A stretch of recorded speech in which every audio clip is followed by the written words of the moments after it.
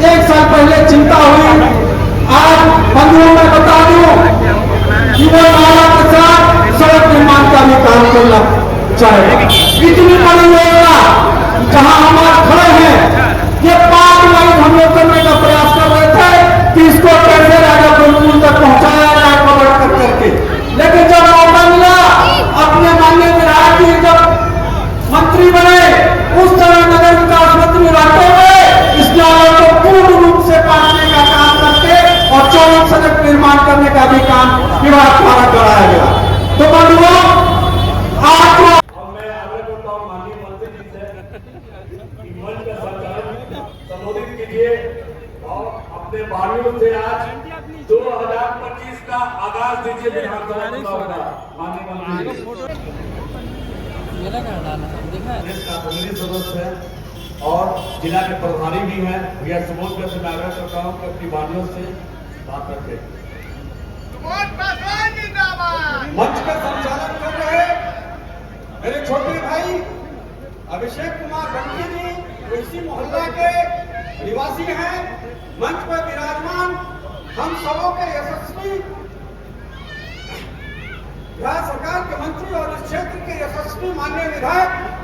नितिन नवीन जी, मंच पे विराजमान बहन अपनी दोनों इस क्षेत्र की पार्षद के निवासी बड़े भाई समान और बिहार सरकार के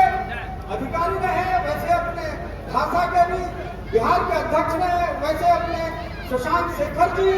डॉक्टर साहब और प्रदेश जिला के महामंत्री अजीत कुमार लाले जी, तमाम इस क्षेत्र के कार्यकर्ता बंधुओं, नागरिकों, यह विकास का लहर आज नहीं है। 1995 से ये क्षेत्र को जान रहे हैं। 1995 से बड़े भाई समान इस क्षेत्र के लिए जो चिंतित रहता था, वैसे स्वर्गीय नवीन किशोर सिन्हा जी के पुत्र के रूप में आज यहाँ विराजमान है। हमारे अधिकारी यहाँ उपस्थित है कि तुरंत में काम लगेगा। टेंडर भी हो चुका है, काम अलॉट भी हो चुका है। मौसम 2-3 दिन के लिए और मेहरबान हुआ है, और हम ये मानते हैं कि इंद्र भगवान की कृपा ही हुई है, तभी कुछ अच्छा ही सगुन हम माने। भले हम लोग को दिक्कत हुआ है, लेकिन इंद्र भगवान ने आशीर्वाद ही दिया है। तो इस बरसात के बावजूद इतनी संख्या में आप सभी उपस्थित हैं, मैं सर्वप्रथम आप सबको प्रणाम करता हूँ, आशीर्वाद देता हूँ। और जो योजना आज का शुरुआत किया गया है, मैं अधिकारियों को जो हमारे अभियंता है यहाँ पर, उनको भी धन्यवाद देता हूँ और साथ में ये भी कहता हूँ कि तुरंत में इस योजना को शुरू कीजिए। ये बात बता दीजिएगा कि बिहार की वो सरकार है जो केवल शिलान्यास नहीं, उद्घाटन भी करती है, काम करके दिखाएगी। आपके सामने दिवाली के पहले कई सड़कें कालीकरण हो जाएंगी, चिंता मत कीजिएगा। दशहरा में थोड़ा लेट होगा, लेकिन दिवाली के पहले मैक्सिमम सड़कें, जहाँ नाला नहीं है, सड़कें तो 100% आपकी कालीकरण हो जाएंगे भाई। हाँ,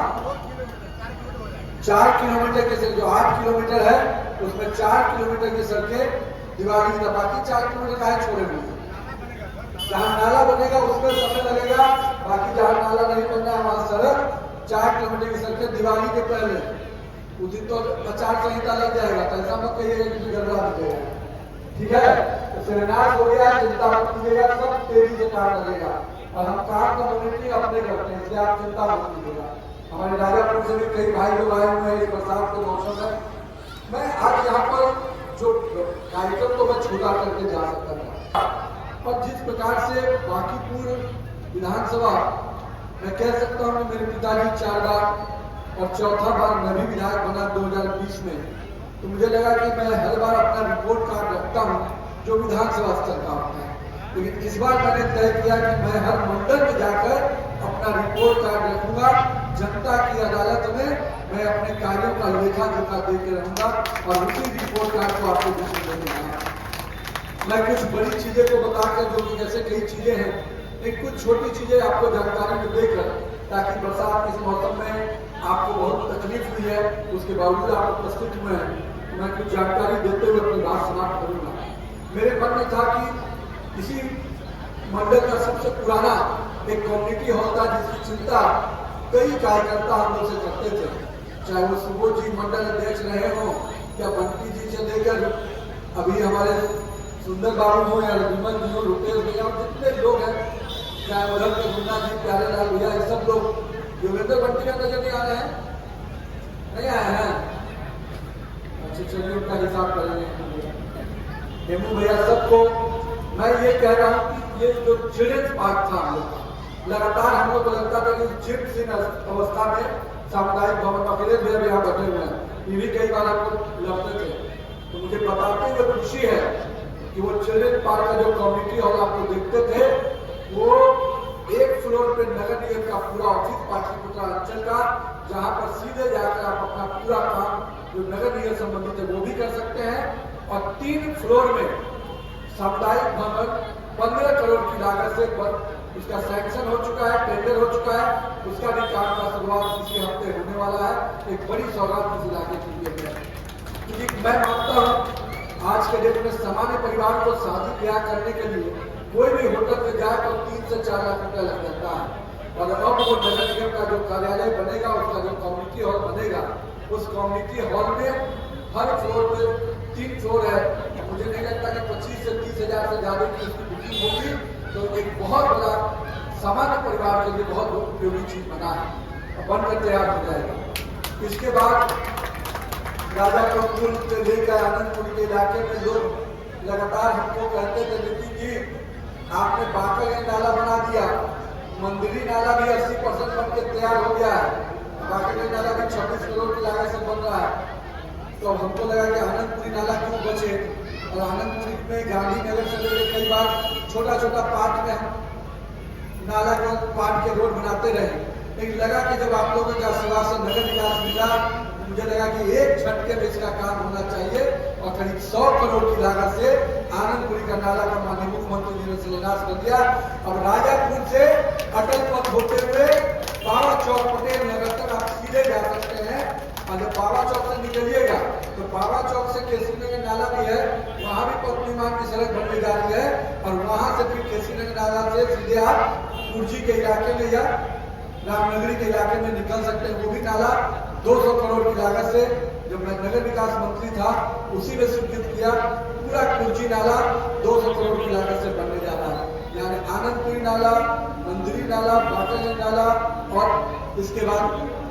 राजीव नगर कुर्जी का नाला। मेरे कहने का मतलब तो ये बड़ी चीजें हैं, लेकिन एक चीज मैं और कहूंगा, विधायक फंड के नाते हम लोग 3 से 4 करोड़ की योजना क्षेत्र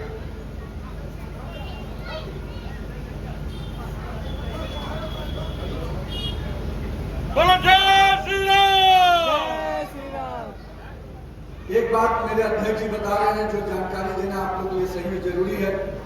एम कॉलेज पानी टंकी के पास डंपिंग यार्ड बना हुआ था, उसको भी अब हम लोग क्लियर कर दिए, वो नगर निगम से हट गया। अब वहां पर भी शॉपिंग कॉम्प्लेक्स बनने जा रहा है, जो निश्चित रूप से पटना वासियों को सुगम जगह होगा। लेकिन मैं बता रहा था कि विधायक फंड के नाते 3 से 4 करोड़ की योजना हम कर पाते थे।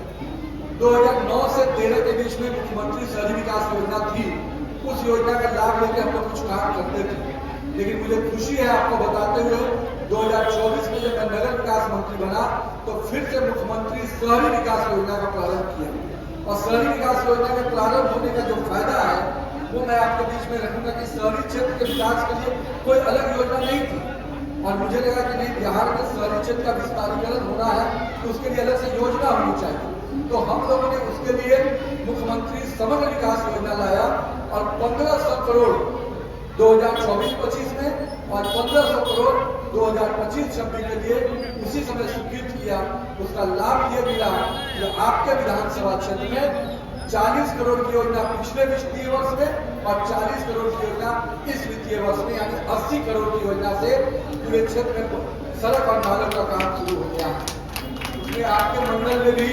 तो आप पूछिएगा कि नितिन जी ये तो आप दूसरे का बता दिए, मेरे विधानमंडल में क्या हुआ है उसका भी लेखा जोखा इसमें है। पहली जो फर्स्ट फेज था उसमें 4 करोड़ की लागत से योजना टोटल हुआ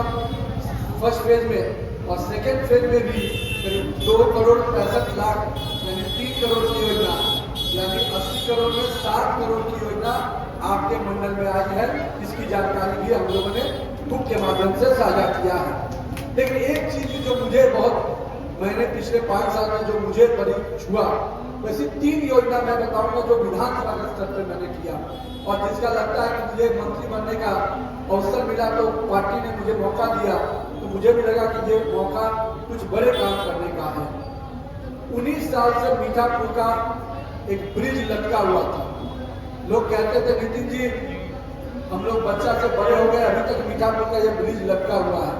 लेकिन मुझे बताते हुए खुशी है जब 21 में मंत्री बने तो अपने मां मिला था उस ब्रिज के डिजाइन को लेके जो आज बांकीपुर विधानसभा की दृष्टि से यहाँ पर एक बड़ी योजना का सौगात देने का हम लोग को मौका मिल रहा है और इस अवसर पे हमारे दोनों वार्ड पार्षद महोदया, अपने मंडल अध्यक्ष जी, हमारे पार्टी के वरिष्ठ सभी पदाधिकारीगण, अपने वरिष्ठ अपने अधिकारी शशांक जी, डॉक्टर विनय जी, यहाँ पर उपस्थित कई हमारे अभिभावक बैठे हैं, मैं सबको प्रणाम करता हूँ। और मातृशक्ति भी जो आज जितिया का पर्व है उसके बावजूद भी कई मातृशक्ति आई हुई है, मैं उनको प्रणाम करता हूँ, उनके पैरों को प्रणाम करते हुए अपनी बात शुरू करता हूँ आपके आशीर्वाद के साथ। हमारा बहुत मन था इस कार्यक्रम को पूरे उस भाव से किया जाए क्योंकि ये क्षेत्र के लिए कई बड़ी योजनाओं का हम लोग को मौका मिला था आपके आशीर्वाद से करने का और उसी में आज 22 करोड़ की योजना जिस विभाग में आपने मुझे भेजा, पथ निर्माण विभाग, विजय चाह को प्रणाम कर रहा हूँ, उस विभाग में आपने भेजा, कारणवश इधर उधर हो गई, तो जब दोबारा मौका मिला तो मुझे लगा शायद जो छूटे हुए काम हैं और जो बातें मैंने कही हैं उसको पूरा करने का मुझे मौका मिला है। और 6 महीने के अंदर जब हम मार्च में मंत्री बने तो मुझे लगा कि तुरंत में इस योजना को फिर से टेकअप किया जाए और मुझे बताते हुए खुशी है कि आज यहाँ की सभी प्रमुख सड़कों को हम लोग ले रहे हैं पथ निर्माण की दृष्टि से